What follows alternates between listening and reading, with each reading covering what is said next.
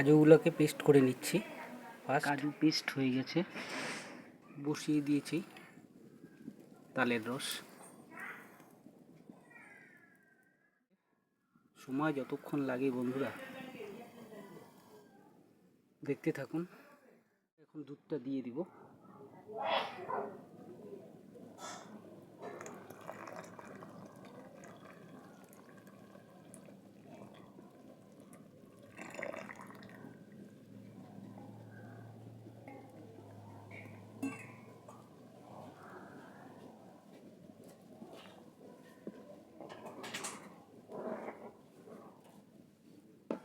বন্ধুরা এবারে চিনিটা দিয়ে দিব, দেখতে থাকুন।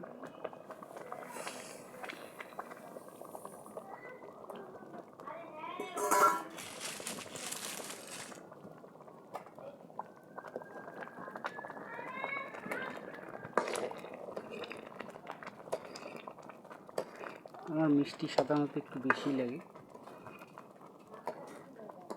এবারে কাজু পেস্টটা দিয়ে দিই। পুরা ফুটছে।